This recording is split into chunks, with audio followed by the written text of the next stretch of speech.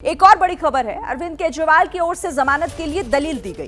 केजरीवाल के वकील अभिषेक मनु सिंघवी, जिन्होंने कहा कि केजरीवाल आदतन अपराधी नहीं है, ऐसा कोई आरोप नहीं कि रिहा करना गलत होगा। तो अभिषेक मनु सिंघवी की तरफ से जमानत को लेकर यह दलील रखी गई कि अरविंद केजरीवाल कोई आदतन अपराधी नहीं है और उन्हें रिहा करना कोई गलत नहीं होगा। ऐसा कोई आरोप नहीं है उनके खिलाफ कि रिहा किया जाए तो वो गलत साबित किया जा सकता है। तो अभिषेक मनु सिंघवी की यह दलील कोर्ट में रखी गई है।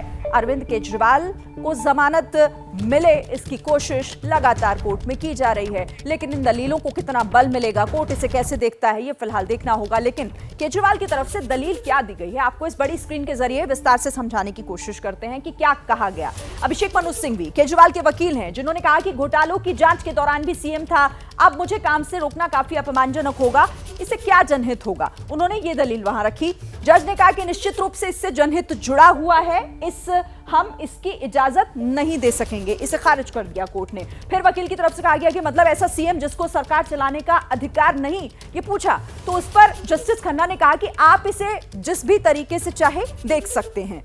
फिर यहां पर जस्टिस खन्ना ने यह भी कहा कि आप ध्यान रखें कि अगर चुनाव नहीं होता तो हम अंतरिम जमानत पर विचार भी नहीं करते।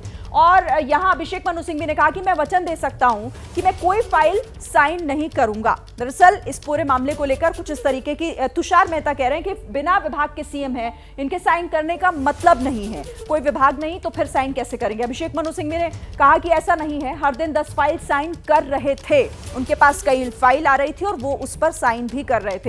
तो ये पूरी दलीलें रखी गई कोर्ट के भीतर। अब ये किस दिशा में जाता हुआ केस दिखाई दे रहा है और जमानत को लेकर क्या पॉसिबिलिटीज बन रही हैं या फिर क्या कुछ हो सकता है, निपुण का एक बार फिर से रुख कर लेते हैं। निपुण, आप इस पूरे मामले को शुरुआत से देख रहे हैं, हमारे दर्शकों को समझाइए कि इस मामले में जिस तरीके की दलीलें आज रखी गई वो फेवर में है या मुश्किलें आगे बढ़ाएगी अरविंद केजरीवाल की।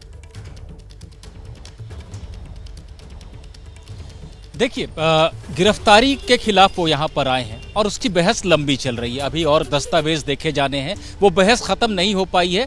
उसी याचिका में केजरीवाल ने ये बात भी लिखी थी कि चुनाव है और चुनाव प्रचार के लिए मैं पार्टी के अपने मुखिया हूं तो मुझे प्रचार करना है। कोर्ट ने कहा ठीक है, हम इस पहलू को सुन लेते हैं क्योंकि विस्तृत सुनवाई अभी जारी है। तो बहस हुई। बहस के दौरान शुरू में तो कोर्ट का मंतव्य यही लग रहा था, मंशा यही लग रही थी कि लोकतंत्र के लिहाज से एक नेता को जो अपनी पार्टी को संभाल रहा है, उसका कर्ता धर्ता है, उसको बाहर आना चाहिए। लेकिन बाद में जब सॉलिसिटर जनरल तुषार मेहता ने बहुत प्रबल विरोध किया तो जज भी कुछ हद तक उससे सहमत नजर आने लगे कि क्या नेताओं का कोई अलग वर्ग होता है। एक आम नागरिक तो ऐसी दलील नहीं दे सकता है कि मेरा व्यापार है, मेरी खेती है, मैं कुछ और कम, मैं मजदूर हूं, इसी समय मजदूरी ज्यादा मिलेगी, मुझे ज्यादा काम मिलेगा। तो एक नेता के लिए अलग से आप क्यों ऐसा करेंगे।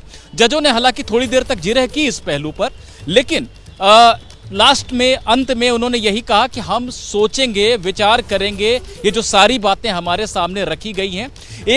तो इसलिए अभी ये नहीं कहा जा सकता है कि केजरीवाल को अंतरिम जमानत मिल ही जाएगी।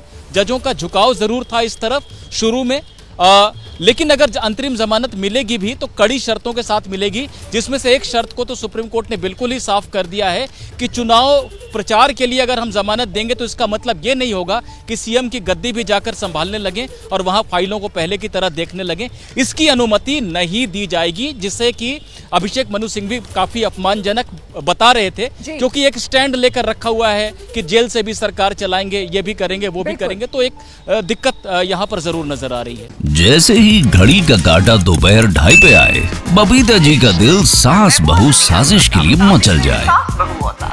और ये है इनकी बहू, पूरे दिन ऑफिस की टेंशन हो जाए गॉन जब ये करें अपना फेवरेट शो फ्री टाइम पे ऑन।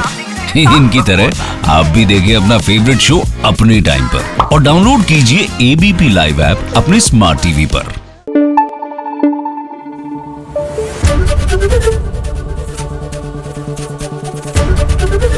एबीपी न्यूज आपको रखे आगे।